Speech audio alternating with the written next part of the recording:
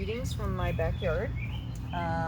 So I've been here for about 15 minutes with Harrison, and the first thing that I noticed is that he just barfed. The first thing that I noticed about him, which I don't think I was aware enough of this because I didn't get a chance to really spend time with him without training, is he's a very nervous dog. That's just gross. But it is part of the joy of watching a video with me, is watching your dog eat his own barf. In any case, I didn't realize how skittish he was. He was terrified in my car. He tried to barge out when we got here. It's just through sheer will and wrestling with him that I was able to get him to not take off. Which is why I thought about the prong collar, because if he's learned how not to work with a gentle leader, he's so big and strong, as you know, Winter, that he may need something different. And it kind of looks like a medieval torture device, and it's not something that I really like to use. But if it's a question of being able to handle him or not, then it might be a good alternative. I had an old lady years ago who was, I think she was in her 70s, and somebody had gifted her a Labrador puppy. And that dog was so strong, he was just pulling her all over the place, and a gentle leader didn't work with that dog. So we tried the prong collar, and it kept her from being able, or it enabled her to be able to start walking her dog, because she couldn't do it otherwise. He would just hurt her. So, very skittish, very nervous. You can see his tail is, it's not tucked, but you can just tell how stiff and tense his body language is. We've spent like the last 15 minutes just trying to get him to, A, pay attention to me, B, loosen up. So I wanted to start with some focus exercises, eye contact, and also just to get him engaged with me, we were doing touch, which I think we may have done some targeting with your hand with him. He's obsessively drinking water. He's just not comfortable in his own skin here, and I suspect that's probably part of the problem when he's on walks, is he's just uncomfortable. And dogs that tend to be the most quote-unquote aggressive are often the dogs who are the most submissive and uncomfortable. So what I was doing with him, I have good treats, of course, is I was doing some hand targeting to begin with. So when he touches my hand, he gets a click which says, yep, that's what I want from you. And you can see how he's, come here. You can't see him he's off camera right now, but he won't come near me, and I wonder if it's the clicker, but we've just spent 15 minutes with the clicker. Oh, he's puking again. I think he's just stressed. I'm gonna move him away from that. That's pretty gross. All right. Hi, wanna try this? What? Yeah, you see?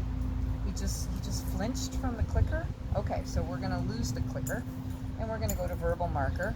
Come here, it's okay. It's okay. Here you go. Try that? Yes, there you go. And I was just using it, so just that time that I stopped the camera, and yeah, see? He's just trying to he's just trying to go away from me. I think that's probably a huge part of what it is that you're having to deal with, is just his level of anxiety.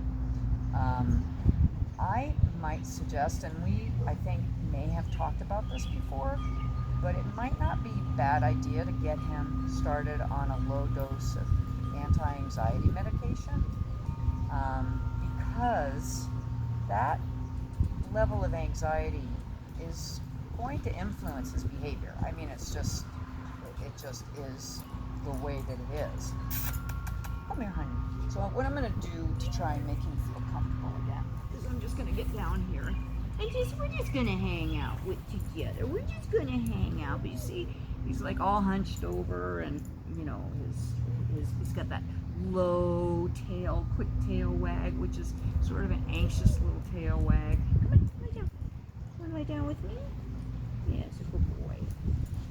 Yeah, and when I first brought him into the yard and I was trying to get him to pay attention to me, he wouldn't do that. He was just so out there. The only thing that got him all excited was, of course, cue the chipmunk to come into the yard, and he obviously thought that was pretty cool, and he tried to get the chipmunk. But I think what I'd like to do with him, I actually would like to get you to talk to your vet about some anti-anxiety meds. That would be the first thing that I would do. The second thing that I would do is work a lot on some various confidence building exercises. Focus and attention, like we talked about. Just doing some things that might, so if, so if he touches his nose or touches the palm of my hand with his nose, he gets something for that. He was having a good time with that a little while ago, yes, even with the clicker, but he's thrown by new stuff. He's thrown by, and by new, it can be as, what do you think? It can be as non-threatening as stopping training for a few minutes and starting again, and you can see he's trying to get away, right? He's just not comfortable. Come on. And I haven't done anything to him. I mean, I stopped beating him once I got out of the car, so, and I haven't hit him yet. Just kidding. So what I think I'm going to do is maybe just hang out with him, try some more hand targeting with him. Come here, sweetheart. You want to lie down? You want to try this? Oh, what a good boy you are. You're so handsome. You're so silly, too. You're very silly boy. But he's, lifting up his paws is definitely a submissive gesture. That tail tuck, that low tail with the really fast amplified tail wag, I call that rattlesnake tail, and that oftentimes is a dog who's like feeling uncomfortable. Ears just kind of pinned. You see, he hears critters, so look at the carriage of his ears. They're all pricked forward, you see? And that's because that's not scary. That prey drive thing is not scary. Oh, he sees the bird. There's a bird over there. So I have him tethered so he can't take off, or he can't continue to move away from me. Because like I said, when I first started working out here, I was trying to, click him or tell him yes for attention, just check-ins. And he was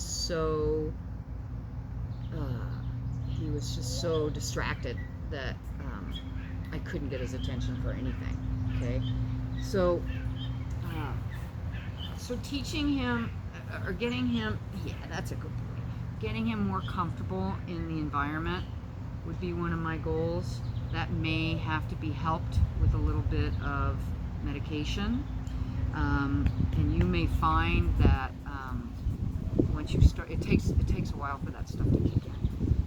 You may find that some of his behaviors are naturally mitigated by the addition of those kind of meds.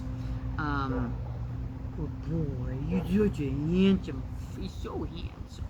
He's such a good boy. There's no guarantee, of course, and it's not like it'll make everything go away, but I think a lot of his behavior is based on fear and not feeling confident,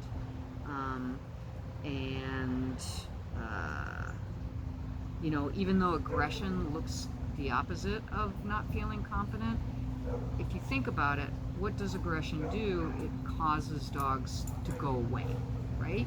So if he's feeling uncomfortable and unsure, and he doesn't want dogs in his personal space, that will do the trick, right? And the thing about aggression is, once dogs find that it's successful, in other words, they can make other dogs go away by using those tools in their toolbox, then it is a tool that is forever available to them. So they become more and more reliant on that. It also coincides too with the fact that he's sexually maturing, even though he's neutered, doesn't matter. And you will oftentimes find behaviors start to crop up in that 1 to 2 year period that you haven't seen before. And he hears the dogs in the distance, but you can see with the ear carriage, it's like, woo, this is interesting. I don't have a chance to think about my discomfort.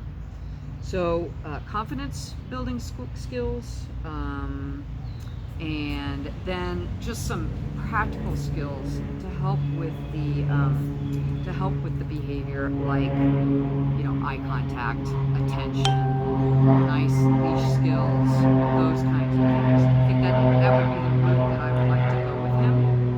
So I think what I'll do is I'll cut this session just a little bit short today, and let's see if you guys can't get an appointment with your vet and see if that's not something that your vet will prescribe for him.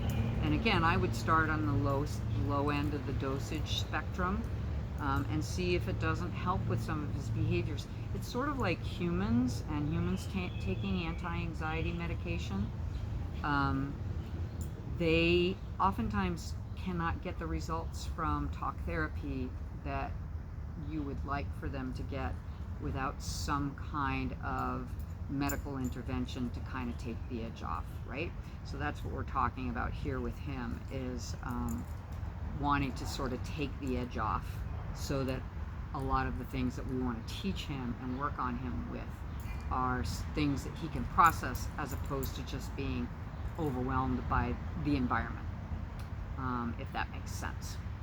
So on that note, I'm going to shut off the camera and stop and zip it, and yeah, and we'll talk. Okay, bye-bye.